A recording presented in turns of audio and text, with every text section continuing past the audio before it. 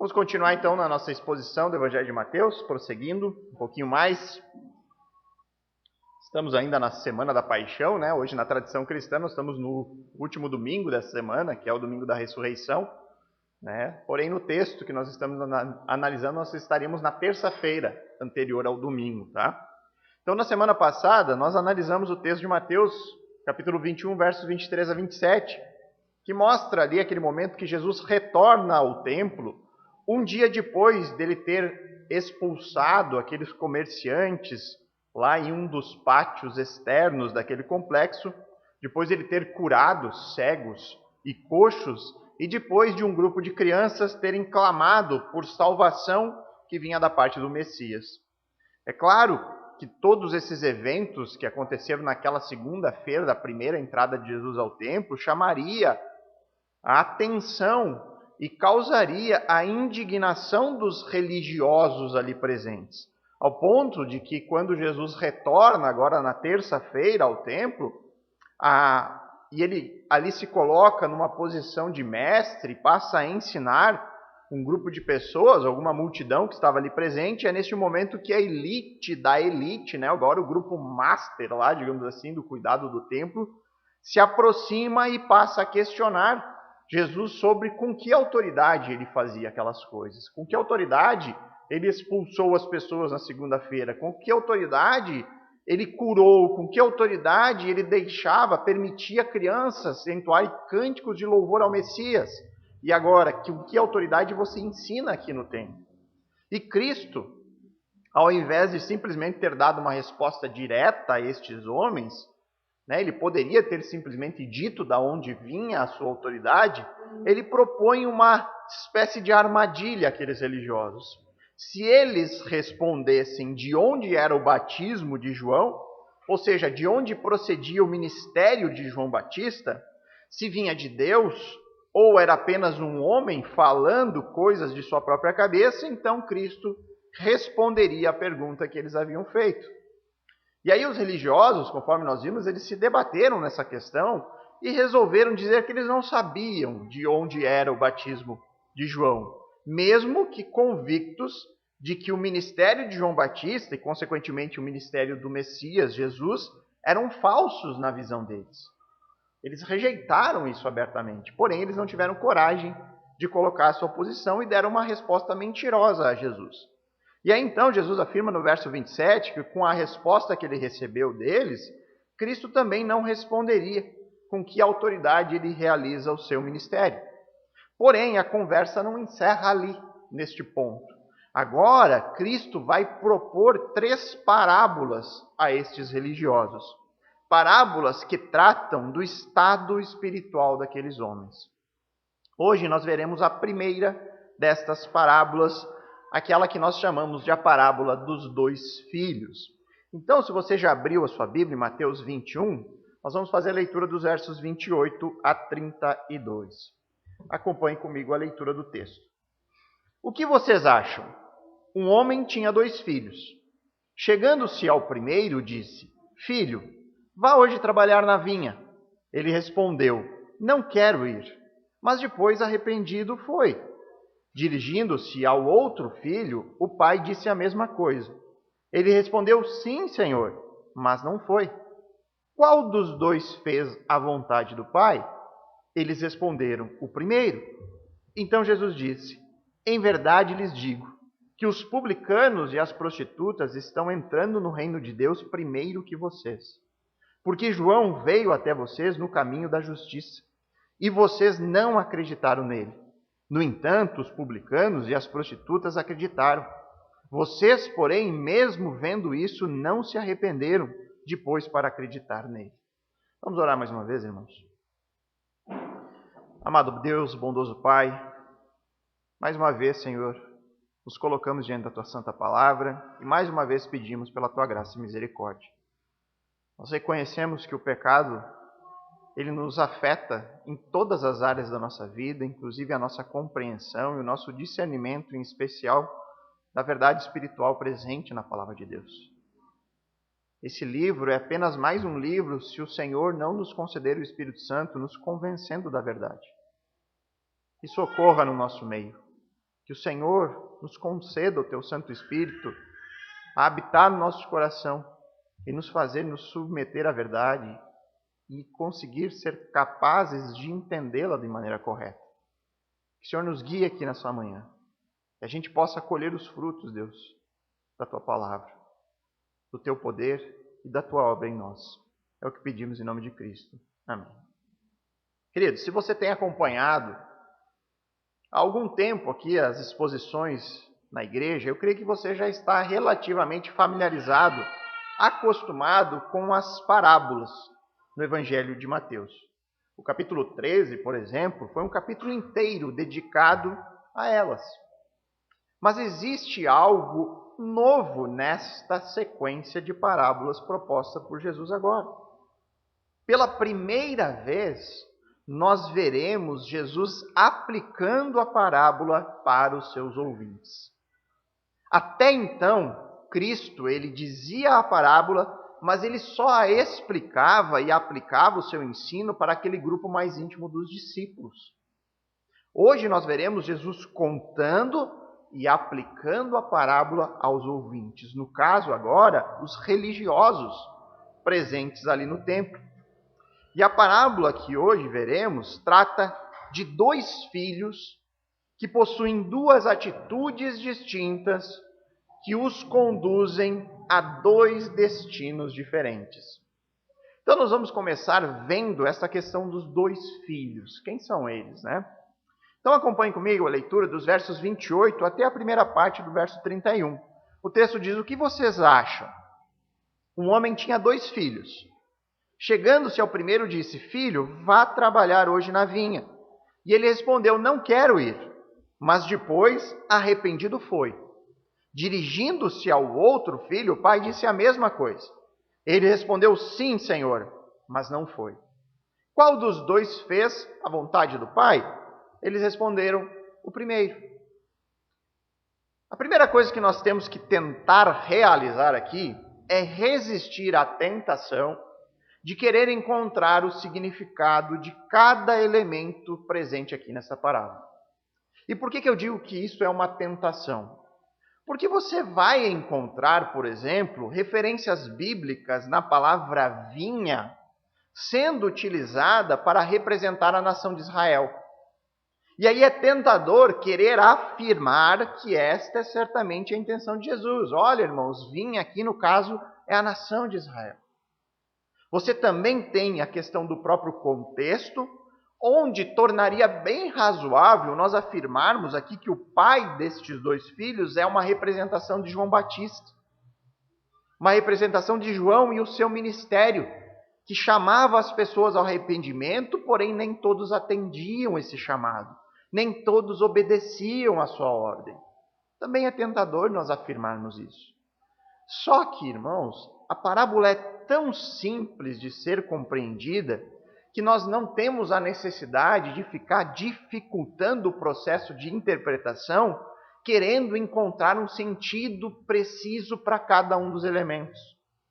Essa parábola proposta por Jesus é tão simples que ela leva os seus ouvintes a apenas uma resposta.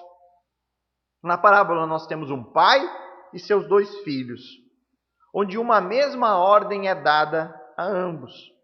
Um responde positivamente ao seu pai, porém não faz aquilo que foi mandado.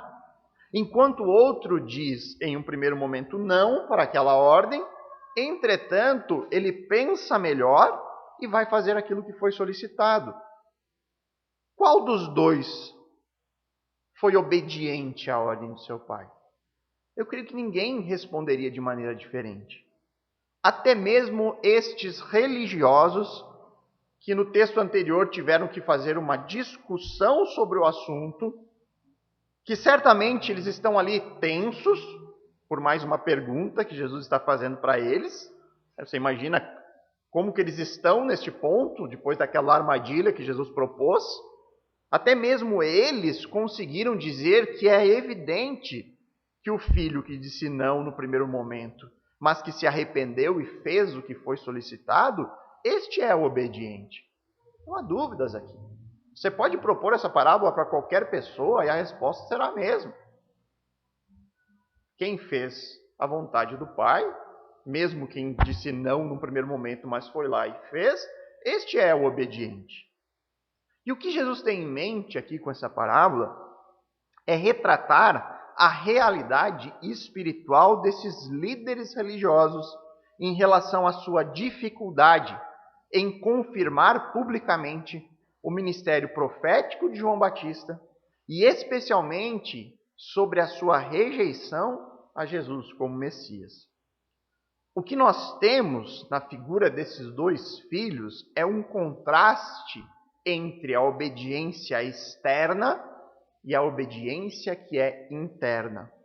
Um filho que diz sim, eu farei o que foi solicitado, mas acaba por não fazer o que disse que faria, enquanto o outro diz não, mas passa por um processo de mudança interna que leva ele a obedecer. Os religiosos são retratados como este filho que aparenta ser obediente, que fala de uma maneira que parece honrar o seu pai, mas que internamente é rebelde. E na prática ele não faz nada daquilo que o pai deseja. Ao agir assim, ele apenas demonstra que não existe nenhum temor verdadeiro ao seu pai dentro do seu coração. E é importante, irmãos, ressaltar isso. Nós não podemos correr o risco de minimizar este problema. Estes homens aqui que estão ali questionando Jesus sobre quem ele é, qual a sua autoridade, como é que você pode fazer essas coisas, Jesus está dizendo para eles que eles possuem a aparência, apenas a aparência de um filho que teme ao Pai. Eles se vestem de maneira apropriada. Eles falam de uma forma apropriada. Eles se colocam em uma posição de autoridade apropriada a esses religiosos. Entretanto, Jesus está dizendo para eles com esta parábola que tudo isso não passa de aparência, porque não existe temor a Deus. E eles mostram que não existe temor a Deus ao não quererem confirmar publicamente o ministério de um profeta que havia sido enviado por Deus, João Batista.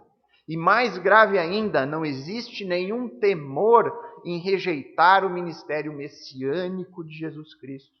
Mesmo com Jesus apresentando todas as suas credenciais, os seus sinais, demonstrando para todo mundo ver a sua autoridade.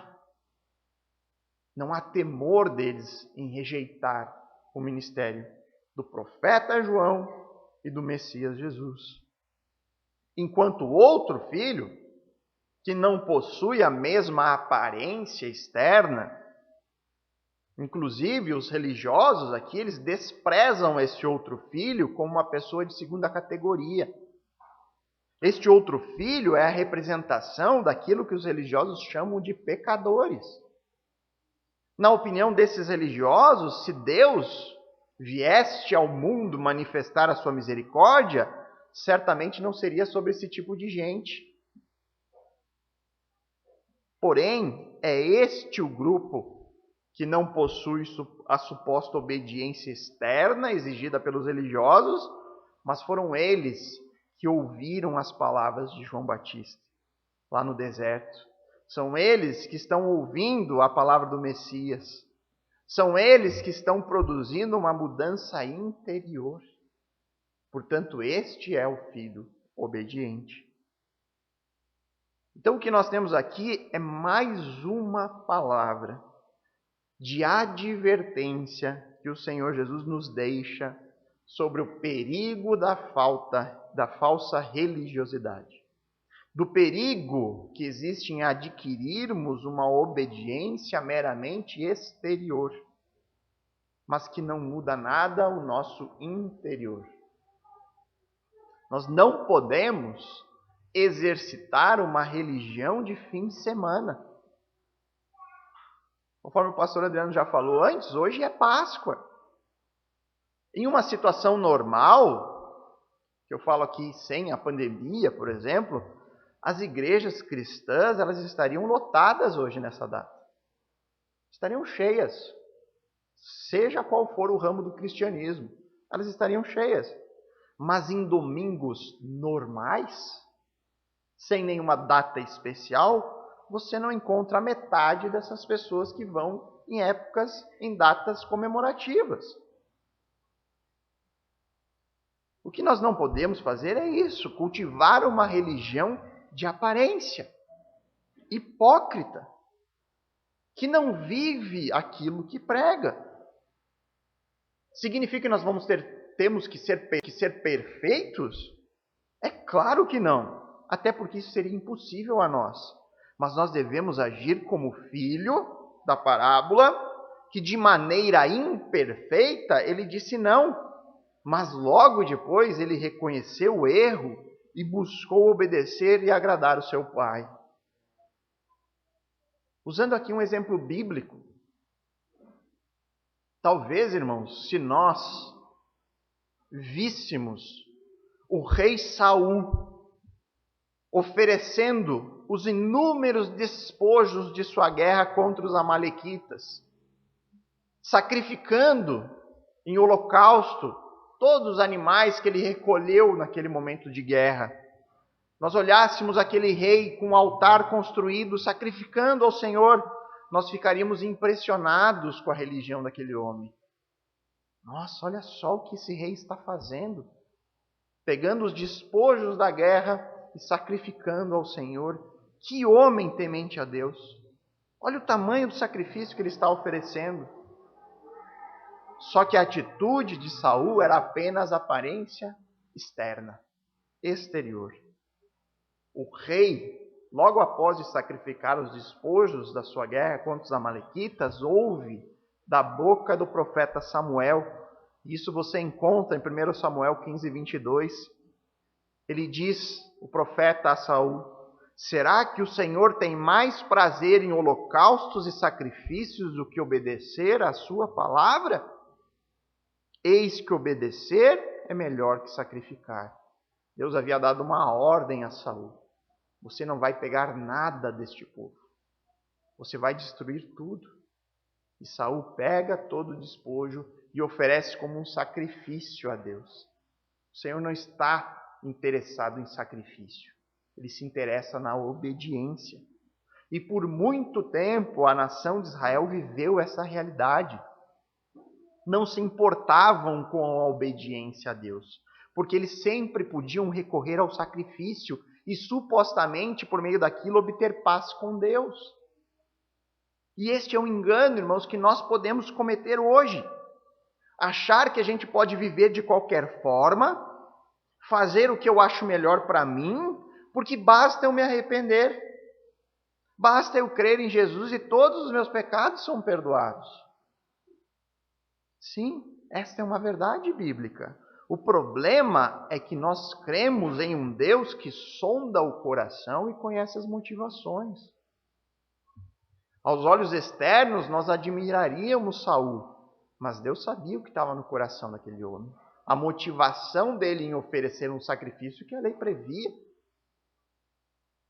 A evidência mais segura de que eu creio realmente em Cristo como meu Senhor, ela é encontrada em uma vida de temor e obediência aos mandamentos.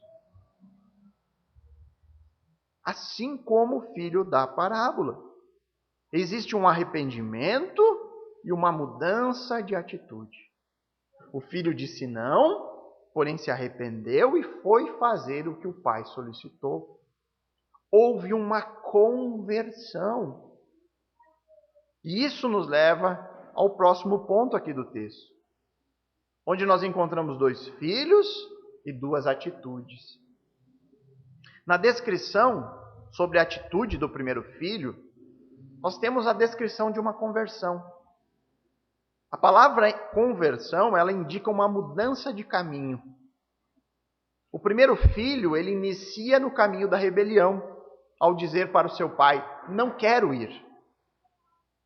Só que logo depois ele se arrepende E aqui, irmãos, a palavra que foi traduzida na Nova Almeida Atualizada por arrependido, ele significa literalmente mudou de ideia. O filho mudou a sua maneira de pensar e ele passa da rebelião para a obediência. E é exatamente isso que ocorre no processo de conversão espiritual.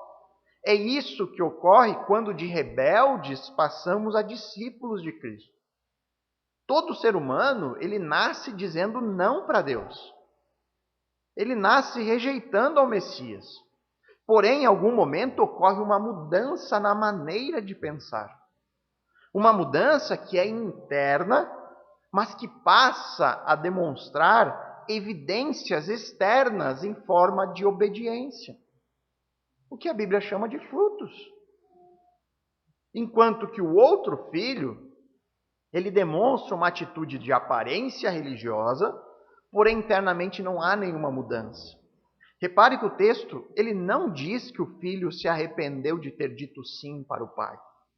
Ou que ele apenas esqueceu o compromisso que havia assumido com seu pai. Ele disse sim, mas ele esqueceu, acabou esquecendo que ele tinha que ir lá trabalhar. O texto não diz isso. Conscientemente ele deseja passar uma imagem de filho obediente, mas desde o princípio não havia intenção em obedecer.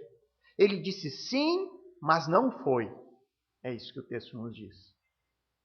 Nós não podemos esquecer do contexto de que essa é a representação dos líderes religiosos. Líderes que Jesus e o próprio João Batista já haviam classificados como hipócritas.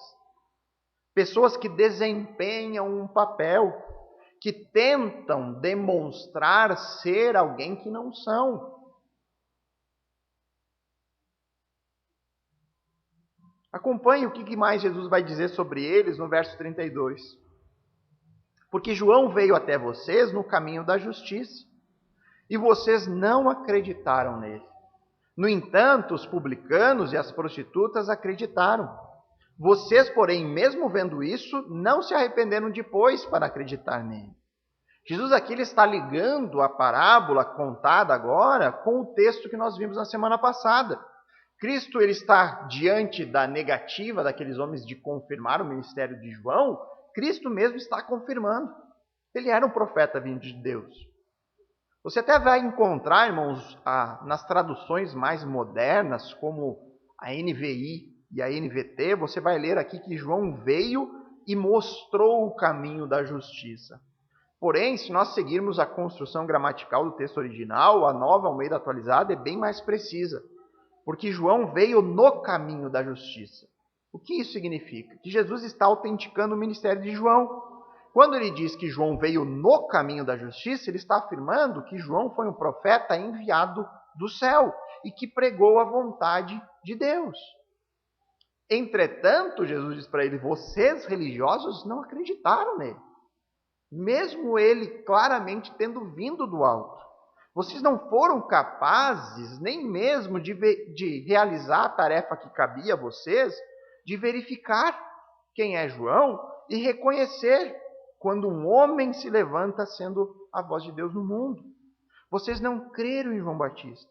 Vocês não creram no seu ministério e na sua pregação. O que João pregava mesmo? Lá em Mateus 3,2 você vai ler que João dizia, arrependam-se, porque próximo está o reino dos céus. Lá ainda em Mateus 3, no verso 5 e 6, é dito que os moradores de Jerusalém, de toda a Judéia e de toda a região em volta do Jordão, iam até onde João estava. E confessando os seus pecados, eram batizados por ele no Rio Jordão. Então a pregação de João Batista clamava por uma mudança no modo de pensar. Arrependam-se, ele dizia ao povo judeu. E enquanto multidões iam até João e se arrependiam dos seus pecados, os religiosos eles permaneciam agarrados no seu orgulho religioso.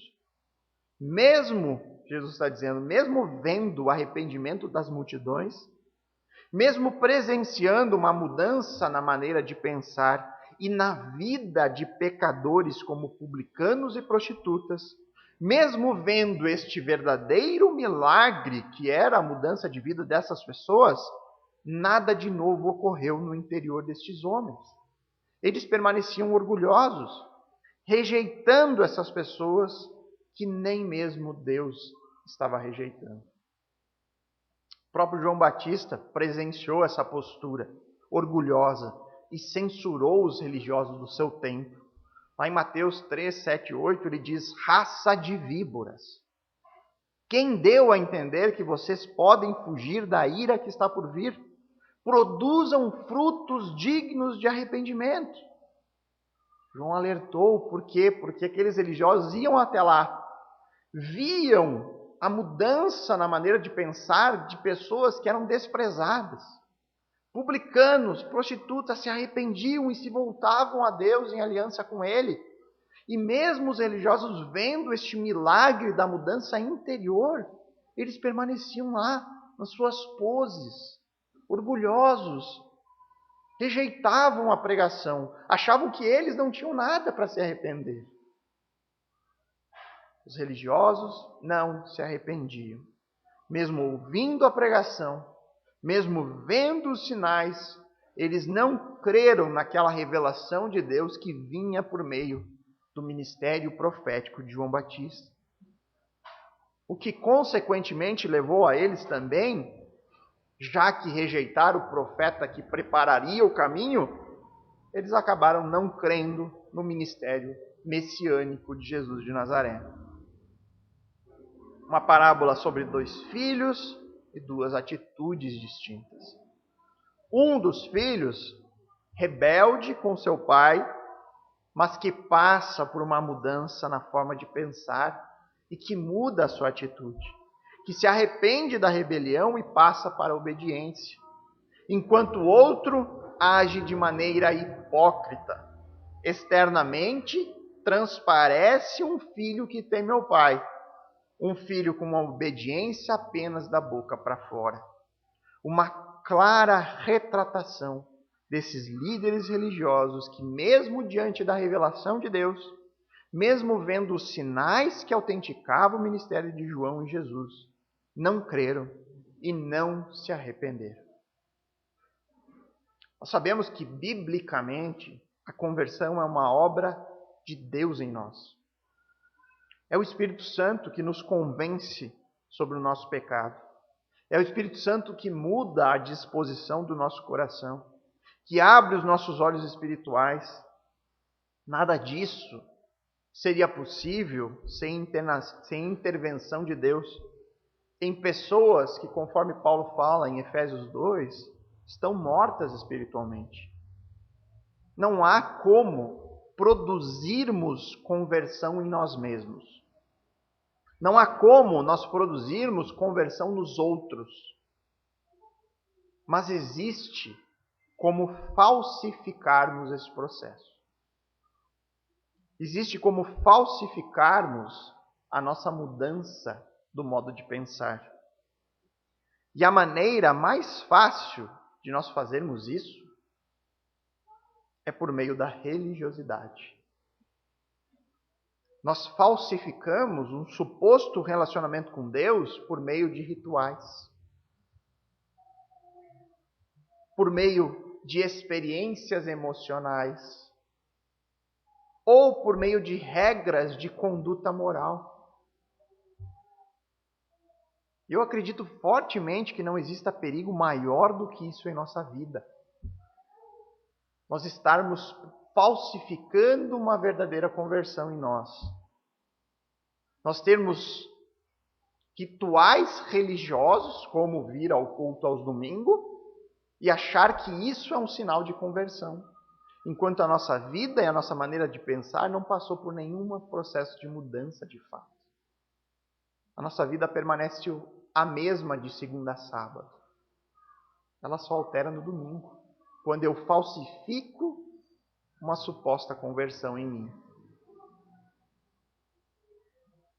Nós nos enganamos internamente, como sendo pessoas espirituais e religiosas, quando nós nos tornamos mais parecidos com estes homens aqui do texto do que com o Filho. Nós nos tornamos mais parecidos com esse filho que diz, sim, Senhor, mas que de fato não muda nada aqui dentro. É só da boca para fora.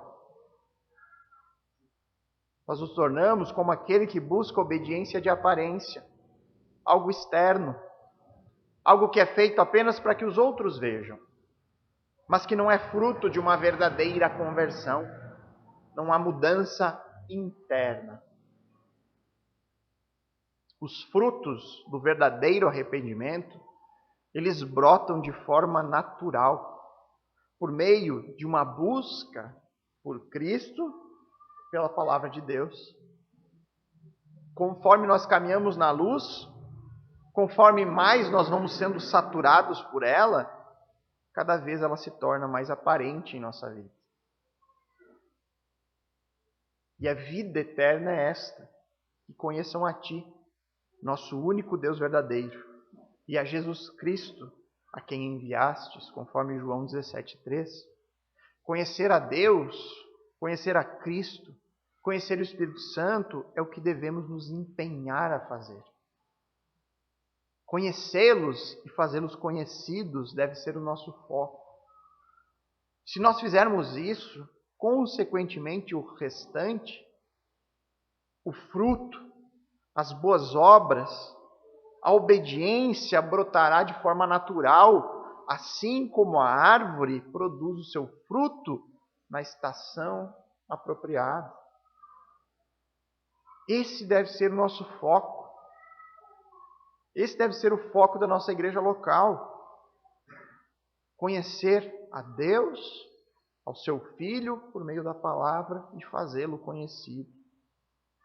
Um erro que é frequentemente cometido por diversas igrejas é tentar produzir o fruto de maneira artificial e esquecer que o fruto do Espírito é uma consequência da conversão produzida por Deus em nós. É fruto da nossa busca por Ele na Sua palavra. E aí o que essas igrejas fazem então? Focam em listas de coisas certas e erradas. Tentam fazer as pessoas viver de acordo com a cartilha da igreja. Isso você pode fazer, aquilo você não pode. Você deve seguir a sua vida. Você não pode escutar música secular, você tem que só escutar música gospel. Você não pode beber bebida alcoólica. Faz uma listinha de conduta moral e diz: se você viver de acordo com a cartilha, isso é um sinal que você se converteu. Tentam produzir frutos artificiais, só que são frutos de cera. Lembra quando você ia na casa da sua avó e tinha aquele arranjo com frutinhas feitas de cera? Elas não são verdadeiras, elas parecem. Você olha lá, nossa, olha que bonita essa. Vai lá dar uma mordida, que gosto bom que tem. Não são verdadeiras, são artificiais, porque não são produzidas por meio do conhecimento da palavra e da obra que Ele realiza na vida do crente. É mera religiosidade. E nós devemos fugir desse tipo de coisa. Você quer ser um crente que frutifica? Você quer ser um filho obediente que teme ao Pai? Você quer crescer na sua fé e ver esse progresso? Então busque o Senhor em sua palavra. Se dedique nisso. Se dedique em oração por isso. Se você se sente estagnado na sua fé, eu não vejo frutos. Eu sinto que eu estou parado. Eu não consigo desenvolver esses frutos que o pastor tanto fala. Então pense, por um acaso, se você não está estagnado nas suas disciplinas espirituais. Quanto você tem se dedicado a conhecer a Deus por meio da palavra? Quanto você tem buscado a Ele em oração?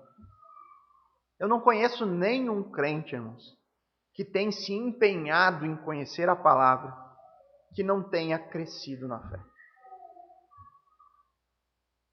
Eu não conheço nenhum crente que tenha buscado Cristo por meio da palavra e que não tenha encontrado conforto nele. Agora, o inverso eu conheço bastante, irmãos. Pessoas que se sentem estagnadas na fé, que não crescem, mas quando a gente questiona, Como está a sua vida devocional? Sua vida com Deus? De imediato reconhece, não está bom. Não, eu não tenho buscado. Porque os frutos, eles não podem ser produzidos por nós de maneira artificial, irmãos.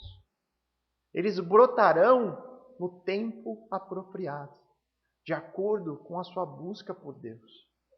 Quanto mais exposto à palavra você for, mais você estará preparando o solo para que esses frutos venham a brotar. 2 filhos, 2 atitudes. Uma atitude fruto do arrependimento e uma atitude fruto de orgulho religioso. Agora nós veremos que essas atitudes, elas conduzem inevitavelmente para 2 destinos. Vejamos o que o texto nos diz na segunda parte do verso 31. Então Jesus diz, em verdade lhes digo, que os publicanos e as prostitutas estão entrando no reino de Deus primeiro que vocês. Cristo chama a atenção desses religiosos com aquele já bem conhecido de nós, em verdade lhes digo. E conforme nós dizemos popularmente, agora Cristo ele vem e entra com os 2 pés nos peitos deles, né? Ele vem com uma voadeira, né? É o que Jesus faz aqui. Jesus diz para eles que os publicanos, ou seja, os cobradores de impostos, desprezíveis e desprezados pelo judeu. Então aqui vai a dica, né? Hoje estreia a 2ª temporada do The Chosen. Estamos ansiosos para assistir hoje o primeiro episódio da 2ª temporada. Mas a primeira temporada relata muito bem, na história de Mateus, o desprezo do judeu pelo publicano. Você consegue ter uma dimensão maior do preconceito que existia contra esses homens. É coisa que a gente hoje não faz parte da nossa cultura. Né? Nós não temos isso presente. Então a gente talvez não tenha a mesma dimensão. Mas eles odiavam os publicanos. Porque eles eram traidores da nação. Eles estavam fazendo o seu próprio povo sangrar. Então eles desprezavam. E aqui Jesus está dizendo para eles que os publicanos, esses desprezíveis publicanos, juntamente com prostitutas, portanto, aquelas pessoas que viviam na margem da sociedade, é o maior exemplo de pecadores que poderia ser retirado daquele contexto social. E aí Jesus diz que este grupo, mais uma vez reforço, desprezado pelo judeu, desprezado pelos religiosos, pessoas de segunda categoria. Imagine comparar um publicano e uma prostituta com um fariseu. E aí eles, segundo Jesus, estão entrando no tão aguardado reino de Deus, enquanto a elite religiosa fica de fora. É bem provável, irmãos, que mesmo reforçando isso, a gente não tenha a real dimensão do impacto dessas palavras. Mesmo que a gente reforce aqui, talvez a gente não tenha noção do peso disso que Jesus está dizendo para aqueles homens. Mas pensem comigo, a marca destes homens, conforme nós temos visto, é o orgulho religioso. Os líderes do judaísmo eram extremamente orgulhosos da sua religiosidade. Eles se consideravam literalmente pessoas de outro nível. Ao mesmo tempo, esses homens orgulhosos tinham a mais baixa estima que você possa imaginar em relação a publicanos e prostitutas. Eles nem ousavam entrar nos bairros onde as prostitutas ficavam, nem passar perto. Jesus está afirmando para eles que essa condição social, esse status que eles imaginavam ter, não significa nada para Deus. A escória da sociedade, na opinião dos religiosos, estavam se arrependendo dos seus pecados. Cobradores de impostos estavam depositando a sua fé na pregação de João Batista. E os olhos das prostitutas estavam se voltando para o Messias apontado por João Batista. E eles estavam sendo salvos. De que forma? Porque creram na revelação de Deus, que estava sendo entregue pelo profeta João e na revelação plena trazida pelo Messias Jesus. Enquanto que os líderes do judaísmo, que costumavam fazer as suas orações em pé, em alta voz, com palavras difíceis e bem elaboradas. Esses religiosos que vão para as praças públicas dar esmola e chamar a atenção dos outros quanto à sua bondade. Aqueles religiosos que buscavam os primeiros lugares na sinagoga, os lugares de maior honra. Eles que dizem sim para Deus em voz alta, não fazem a vontade do Pai, que é se arrepender de seus pecados e crer na pregação de João e do Messias. Homens que tentam se justificar em seus próprios méritos e que não entendem que a justiça própria jamais será suficiente diante de um Deus que não faz distinção entre um religioso e um publicano. Todos somos pecadores. Todos estamos destituídos da glória de Deus, carentes de misericórdia e de salvação. Quer você seja um religioso da mais alta honra, quer você seja uma prostituta. Todos carecem da mesma graça e misericórdia.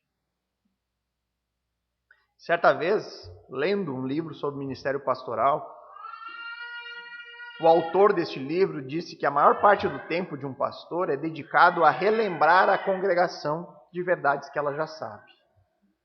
Ele disse, olha, o pastor ele vai gastar muito menos tempo introduzindo doutrinas, ensinando doutrinas para a igreja. A maior parte do tempo é feito em relembrar as pessoas e martelar as verdades. Repetição.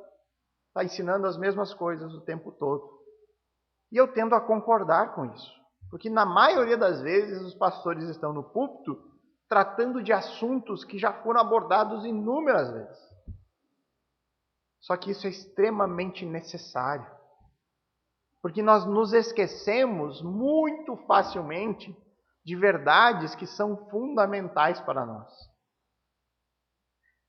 Lembram do homem bem-aventurado do Salmo 1? Seu prazer está na lei do Senhor, e na sua lei ele medita dia e noite. Um ciclo que não tem fim. Se você meditar na Escritura dia e noite, você vai ler ela provavelmente 2 vezes ao ano. Nossa, mas será que é necessário ler tantas vezes as Escrituras? Sim, porque nós lemos ela, nós voltamos e a gente lê os mesmos textos. Como é que eu não vi esse texto antes, na outra vez? Nossa, como é que eu não tinha reparado nisso?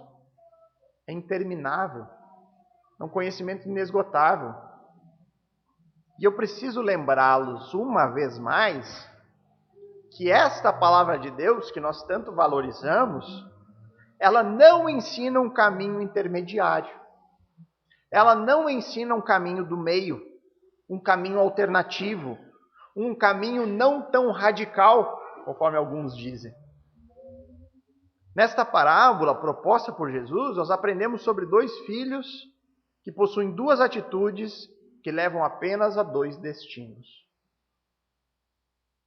Ao nos depararmos com a revelação de Deus, onde no contexto histórico aqui do texto, estava presente nesse ponto da história em João Batista e em Jesus o Messias, já para nós hoje, essa revelação nós encontramos apenas aqui, nas páginas das Escrituras.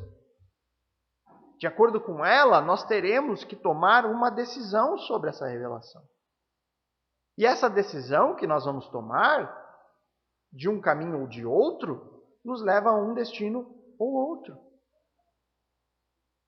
Nós temos aqui no texto o exemplo da reação dos religiosos que não creram e que permaneceram agarrados na sua religiosidade, no seu próprio orgulho, buscando justiça pessoal, justiça própria. E do outro lado nós temos aquilo que esses mesmos religiosos consideravam como a escória da sociedade. Pessoas marginalizadas, desprezadas, mas eram elas que depositavam a sua esperança na pregação de João, na promessa de que o Messias estava ali e que seria ele aquele quem batizaria com o Espírito Santo. Segundo Jesus, o destino destes que creram é apenas um: o reino de Deus. enquanto que os religiosos, que desprezavam a revelação, estão fora deste mesmo reino que eles tanto esperavam, mas foram incapazes de entrar. Mais uma vez, é importante lembrarmos que a salvação vem por crer no Messias.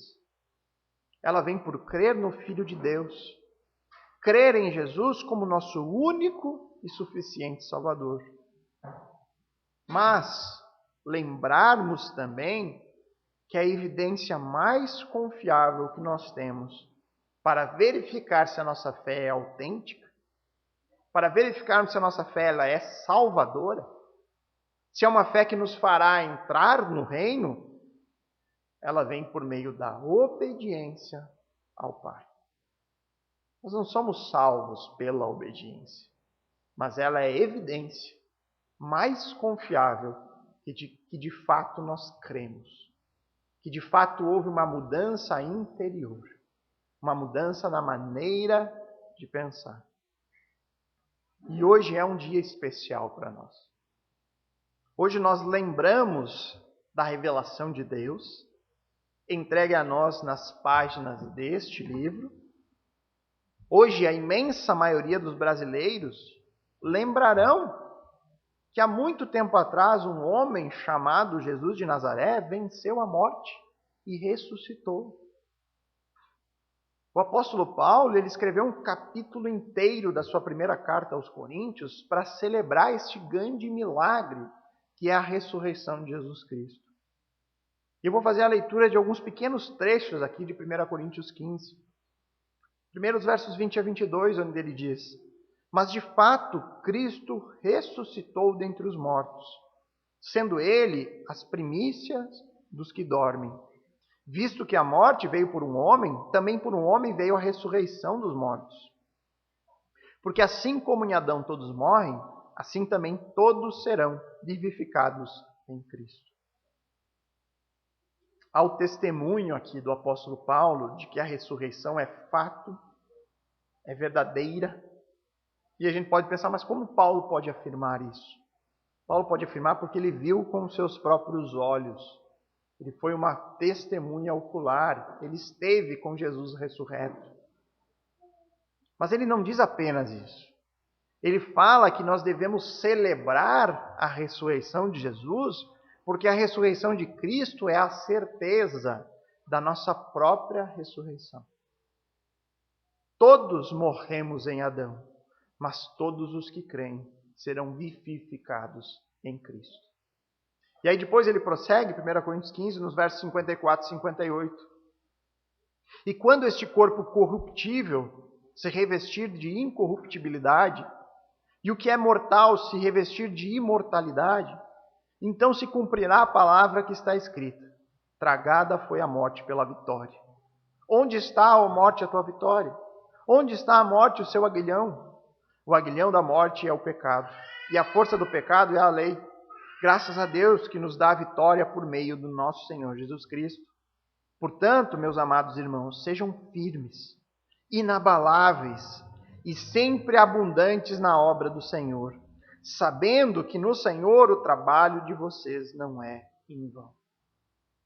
Paulo nos dá a certeza da vitória. Porque Cristo venceu a morte, nós venceremos. E aí ele nos encoraja a prosseguir trabalhando, porque o trabalho é árduo, não será fácil. Não é fácil ser cristão neste mundo, um mundo que vive em rebelião contra ele. Mas Paulo diz, permaneçam se empenhando, permaneçam proclamando, permaneçam buscando obedecer, permaneçam resistindo às tentações, lutando contra o pecado. Pois o trabalho da obediência jamais é em vão. Jamais. Graças ao nosso Deus, que enviou o Cordeiro perfeito, que foi morto pelos nossos pecados, mas que ressuscitou. A ressurreição é a autenticação final sobre o ministério do Messias Jesus de Nazaré. Não há mais dúvida. Não há mais nenhum tipo de incerteza. Nada, nenhuma nuvem de desconfiança paira por sobre o ministério do Messias, porque ele ressuscitou conforme havia dito. Graças ao nosso Deus, porque o nosso Redentor, ele vive. Vamos orar.